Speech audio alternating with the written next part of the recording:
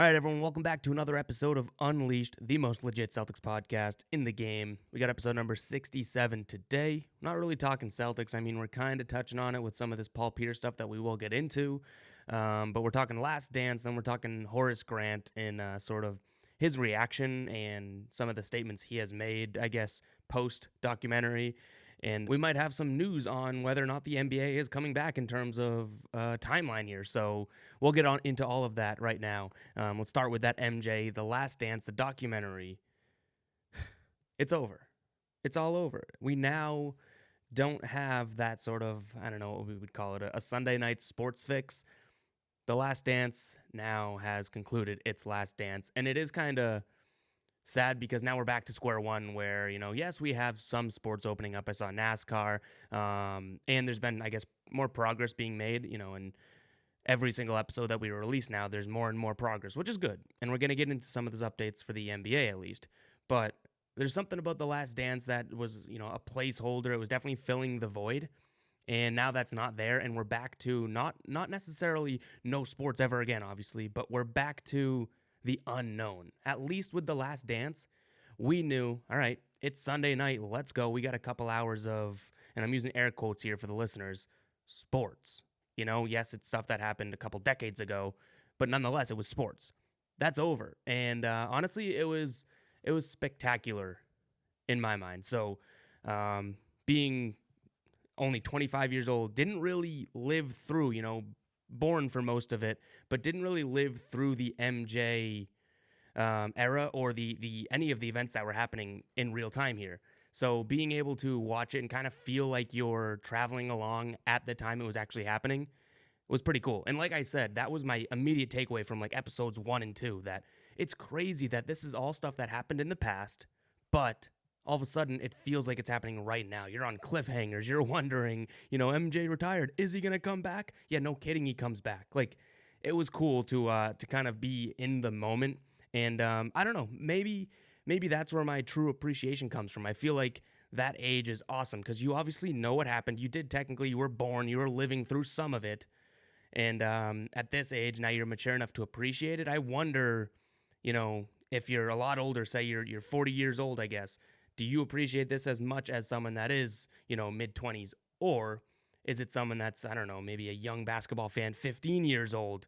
Do they love it because they had no idea any of this? I don't know. I'm curious, and I don't know if we ever have that answer, but where is that appreciation level at its peak? Like, is it the people that do remember everything and they love reliving it? Is it the people like me, you know what happened, but you kind of get to follow along in real time for the first time ever? Or is it that age group that's even younger that had almost no clue any of this happened, unless you're a basketball historian and you got to kind of learn and be like, oh, that's why MJ's the GOAT. So pretty interesting. I'm sad that it's over. Like I said, it was that sports fix that we had. And my only gripe right now is, why did they release 2 episodes a night? I mean, I know it probably has something to do with their original plan of playing it during the off days of the NBA Finals, sure. But I don't know. It doesn't make sense to me why they couldn't make a high-powered production like this, couldn't make the adjustment and say, okay, instead of, 5 weeks, let's try and crank this thing out, 1 episode a week. Like that, it would still get the ratings. It wasn't like everyone was tuning in for the 2 episodes a night. It was a sports event. It was one of the best sports stories and micro stories and macro stories, everything like that of all time. People would tune in no matter how long. Let me know in the comments or tweet me at FGuyBoston if you know or can think of a reason why it was, agreed upon to do 2 every week. And then, they didn't change that given the circumstances of no sports. You got you got all the eyes in the world watching this show. I feel like they could have stretched it out. Maybe that is just me being selfish, and you guys are probably in the same boat of wanting it to be still going, So I don't know, but one little post-documentary thing, it's sort of the beef after the documentary, if you will. Horace Grant. Now, a little background here. Horace Grant was believed to be the guy that leaked the story, the the hit piece, call it, to Sam Smith, hit piece about Michael Jordan. Horace Grant was supposed to be the rat inside the locker room, and apparently Michael Jordan was the one that believed that, spreaded that rumor, and pretty much up until now was the agreed upon story that Horace Grant leaked information of locker room drama and what have you to Sam Smith, and Sam Smith published the hit piece on Michael Jordan.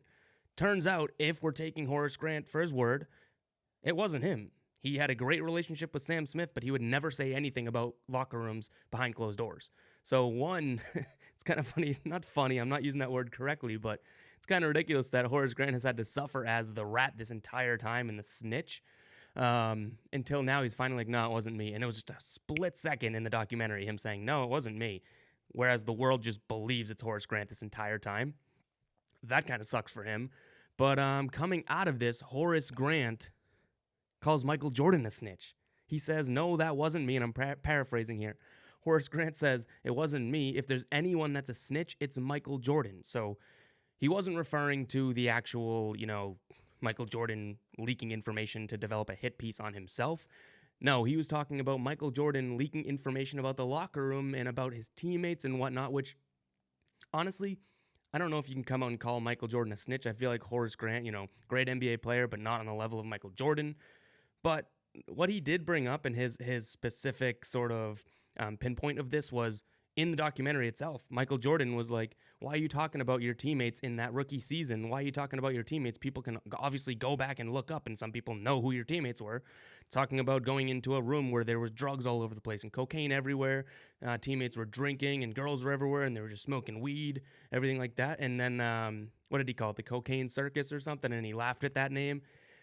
Horace Grant doesn't bring up the worst point. Like, Michael Jordan did technically throw every other person other than himself all at one time under the bus and say, my team was a bunch of party animals type of thing, which, I don't know. It's more of a retaliation. I don't know if Horace Grant would consider that snitching had he not been called a snitch in the first place, because, Michael Jordan didn't mention names. He did just chuckle at the cocaine circus line or whatever. But I don't know. It seems like even 25 years later, one, this stirred up some old drama, and two, they're not over it. Michael Jordan maybe Michael Jordan doesn't care, but Horace Grant seems to be pretty salty about it. And to be honest, like I said, it kind of sucks to be him in this situation because he hasn't even had the ability to almost clear up his name for that Sam Smith piece. Like, everyone still thinks Horace Grant, even after the documentary when he was like, it wasn't me, and then they go to the next scene. Even everyone still thinks Horace Grant was a rat, and Michael Jordan still believes it. And guess what? Like we saw, if Michael Jordan believes something, it's going to trickle down to everyone else. And, I know it was mentioned that, hey, everyone didn't want Isaiah Thomas on the Dream Team, but clearly Michael Jordan was probably the front runner there. And, when MJ says something, it goes a long way and it's believed. So, for on one hand, I feel bad for Horace Grant. On the other hand, what are you trying to accomplish by calling Michael Jordan, the popularly conceived GOAT, a snitch? Like, that is just a lose-lose situation. If I was Horace Grant, I might speak my mind more or less saying, I'm not a snitch, I'm not a snitch, I'm not a snitch, and stick to that story, rather than deflecting and calling someone else a snitch, and not only someone else, but Michael Jordan himself. So it's tough. I understand why he's salty, but yikes, you can't be doing these post-documentary interviews and whatnot and ragging on it because of a personal reason. But let's move on a little bit, and I tweeted this out, and it's about Paul Pierce naming his top 5 all time, and LeBron James was not included. Now, I just tweeted it out and said, come on, really, Paul, you don't think LeBron James is the top 5 of all time? And you guys were coming at me like I just openly stated LeBron James is the top 5 basketball player of all time. One, he is. Yeah, he's one of, if not the greatest basketball player of all time. And I hate the arguments of the guys that, well, look at him. He did this with his stats. He averaged this per year. LeBron averages this. Stats are one thing. If you want to go off stats, you got guys like Wilt and Kareem that, technically could be the best of all time, right? If you want to go off rings, you got Bill Russell. There's obviously segments to this. If you are looking at just the player itself, and I talked about this in a previous episode, If you talk about the player himself, LeBron James, Michael Jordan, you have to put him in a vacuum and say, hey, is he one of the greatest of all time? Michael Jordan, yes. LeBron James, yes. Now, if you want to talk 5-on-5 basketball players of all time, there's Larry Bird. That's what I say. I still think you put 5 Larry Birds on a team and 5 Michael Jordans. I think 5 Larry Birds beat 5 Michael Jordans. So there's stipulations and there's different segments to this. There's most dominant of all time. I've said that before. Wilt Chamberlain, probably the most dominant, using air quotes, and specifying that word of all time. So there's no true list that you can put together that is just everything, because everyone has a different definition.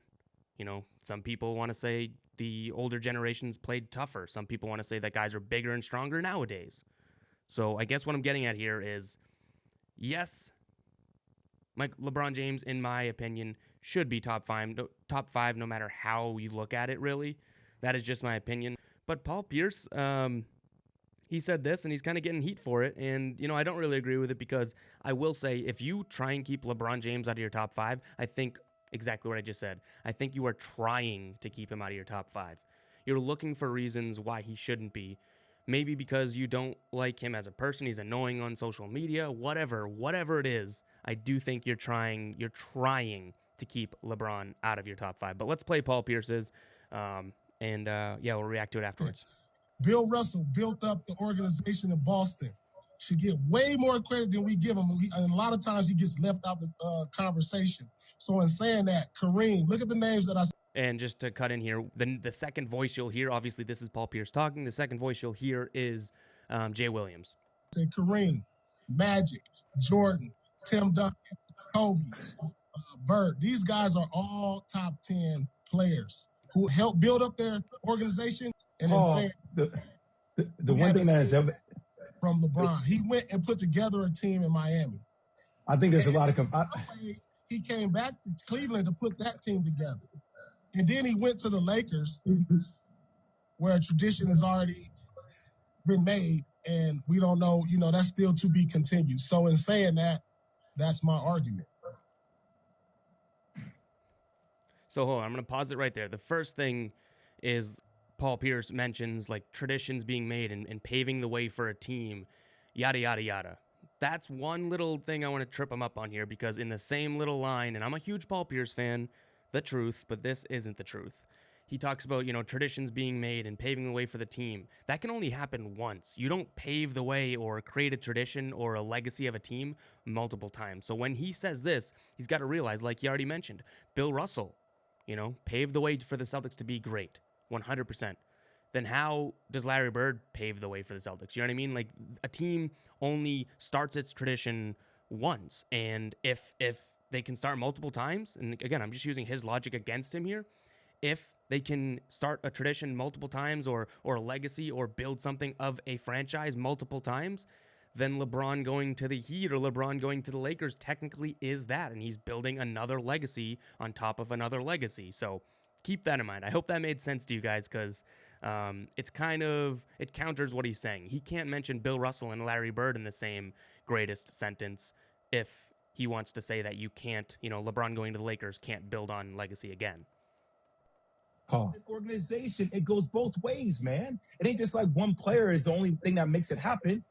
LeBron James wasn't surrounded by other great players. He had to go to a first-class organization in Miami to actually figure out what the standard of excellence was with Pat Riley and D. Wade and Mickey Harrison. Come on, man. So who you blaming this on? What's your point? I'm not blaming it on anything. I'm saying you don't need to make an organization great in order to be one of the greatest of all time. I don't have an obligation. I didn't say he wasn't the greatest of all time. I did not say he said he's not top 5 on your ring. That's the way the top 5. You want to hear my top 5? Before we hear his top 5, and I know I'm jumping in here a lot, the one thing I'll say, and like I said, you guys tweeted at me and kind of came at me as if I was just making this blanket statement. The one thing I'll say, and a lot of you guys brought it up, yeah, you can't really argue with Paul Pierce's top 5. Like, that's the point I was making before we even played the soundbite so far.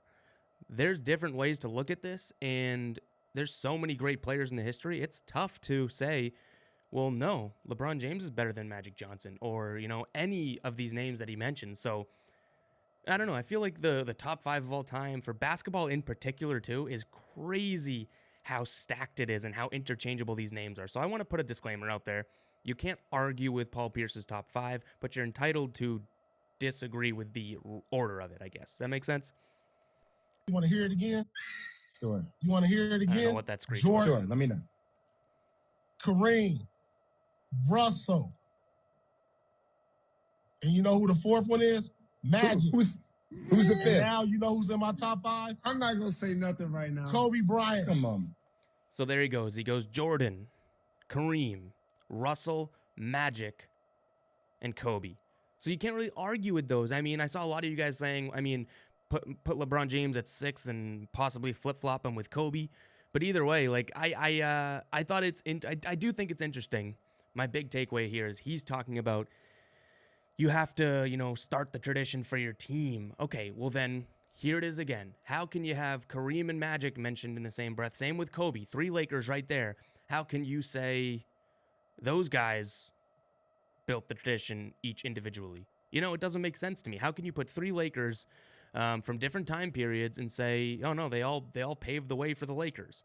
LeBron James technically could be that next name that's paving the way for the Lakers if that's your thought process. So I don't know. I feel like I haven't seen that take out there that, he's kind of he's trying to play both sides of this without even realizing it. And again, just to reiterate, he says Bill Russell is in his top 5 because he started the tradition of Boston Celtics being great. But then he mentions, just in that same sentence at the beginning, Larry Bird's top 10. Well, if his depiction is making a franchise great on your back, then it can't happen twice because he disagrees that LeBron going to Miami and furthering the legacy and going to the Lakers and furthering the legacy, that qualifies. So a little interesting there, but I don't know. What do you guys think? Comment if you are watching on YouTube. Comment your top 5 basketball players below, and then try and give me a little synopsis at the bottom of what you base it on, because I'm fine with anyone's top 5 as long as you can, back it up, and maybe I'll start to conjure up my true top 5. So it's a little hazy. That's the point. That is the beauty of it, that you can walk into any bar in America and get into this debate, and it's way different. Everyone has a different top 5,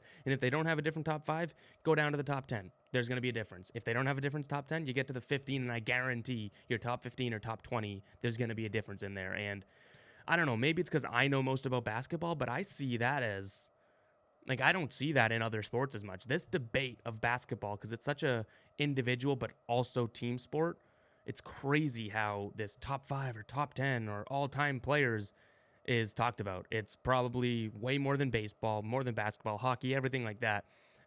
It's kind of cool to, like I said, be able to go somewhere and you get to your top 20 at the very least, and you've already had a difference in your top 5.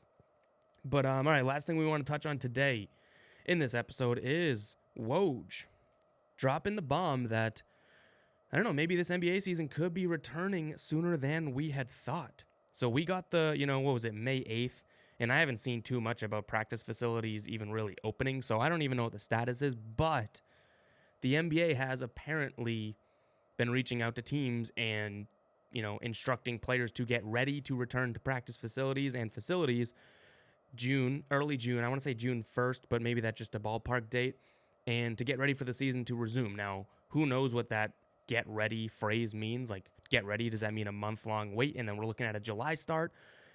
Or does it mean, get back June 1st and then June 7th, that's a week later, he's like, you're playing. So I don't know. But what I will say, and we've kind of used this terminology a lot in terms of what coronavirus has done to the NBA and other sports, even brighter light at the end of the tunnel. This time it's not a little light like we talked about. This is an actual light at the end of the tunnel where we have actually a date, ballpark range of when guys can start grabbing a basketball and pass it to a teammate and shoot it into a hoop with other teammates around. Now, I strongly doubt, I actually know for a fact without knowing the facts, fans aren't going to be able to go to games right away. You're not going to be able to, say, like I said, late June, say, just for the sake of argument. You're not going to be able to go and watch these games. They're probably even going to be played in select locations. But we'll take it, right? Like, as someone that goes to way less basketball games than they actually watch on TV, and I'm sure you're in the same boat unless you are a season ticket holder. In fact, you might not even go to all of your home games either. So I think that we're getting the better end of the stick. Like, would you rather the case that, hey, we're opening up the season, but only fans can be in attendance? Or would you rather hey, we're opening up the season. No fans can be attendance, but you can watch on TV. Obviously, you would take, and there's going to be more people that would watch and take the option of, I'll watch it on TV in the comfort of my own home. So, little light at the end of the tunnel is getting a little bit bigger, and that's good news. Now, is it confirmed? Is it happening? I don't know. Until we see official statements, until we actually see it sort of get into, to turn into an action rather than some words and a tweet, I don't think we can take it for fact yet. But, Woj and that source, good as it comes. So I would say it's a bigger light at the end of the tunnel, and I am so ready for basketball to get back. I mean, I'm watching horse races. I'm watching NASCAR with no fans. I was even watching the video games NASCAR for a while there. One thing I did love to see was the TaylorMade driving relief with Ricky Fowler, Matthew Wolff, Dustin Johnson, and Rory McIlroy. Did a little skins match for all us golf fans out there, live event, and it was pretty cool. It was kind of like, a nice little, all right, we got some weekend golf. But really what we're all looking for, and if you're listening to this podcast, I assume you are in the same boat. Come back, NBA. We need you. We need you. It is crazy that I am starting to feel like the NBA isn't a thing. That's the weird thing. In the offseason, you obviously expect it. You forget about it for a little bit, but then you're anticipating it coming back. Now it's just become the norm that you wake up in the morning and the NBA isn't a thing, which is wild. So, hopefully we get it back soon. And hopefully you guys are just as excited as me to get it back. But anyways, that's going to wrap up this episode of Unleashed, episode number 67. Again, we are cranking through this. Again, we're going on less than a year. So I think it's June 16th, June 17th, around then is the start of this podcast. Less than a year. We're approaching 70 episodes. Maybe we'll hit that before the year, but if you understand how the days and weeks work, there's only about 52 weeks in a year, and we've already done 15 more episodes than a weekly episode. So that's super important to me, and I know I know you guys like it, because one thing I've noticed, and entering the YouTube world with this podcast opens it up to what I thought was going to happen, the YouTube hater comments, and this is the last thing I'll say. It's funny. I'm starting to live by the phrase now that the haters, they'll comment, the supporters and the lovers of the show, they'll DM, because it's funny how the one-on-one interaction that I'll get, hey, been enjoying the show, like can't wait for more, will come flooding into the DMs. But all the comments and tweets I'll get, the public things that, I don't know why, maybe they're looking for reaction, they want other people to see, are the hate comments. So it's interesting, and I don't mind it. Like I've said this in so many episodes, one comment isn't going to tear down the show or make me want to delete my Twitter or delete the YouTube page that we're building. The fact that you take time out of your day to react to something I've said, or even go beneath the surface and try and say something personal, yikes. Like I feel sorry for you, not me. So, I mean, if you've been one of those people that seem to comment on every single video we've done, one, thanks for the page views and the constant, coming back and watching. Two, the comments definitely make it look like, we're getting a lot of interaction on this show and I'm invoking some sort of reaction. But it doesn't bother me, so I don't know. Keep doing you. I don't mind it, but I will say I love the fact that the one-on-ones, the actual true connections that we're getting are coming via DMs, and you guys are still supporting the show in a time with no sports. But there's a little rant on the hate versus love of the show. Either way, keep it coming. We're ready for it. The show is growing, and it's gonna take off. It is going to take off when we finally have NBA back. I'm telling you, we grew this show. We started it in the off season, and I was like, I don't know if I wanted to start that, but we did it. We went with live shows. Those are coming back soon as well. And I just feel this was about to hit its stride. We had a lot of things lined up for advertisers and a weekly schedule and whatnot, kind of tying the bow and making this a even better show, and all that fell through when the coronavirus hit. So it's impacted the show, but the fact that we've been able to keep doing it, and you guys have been able to continue to support it, means a lot, and I just can't wait. It's going to be even more of a legit Celtics podcast once the Celtics return. So I'll see you guys in the next episode.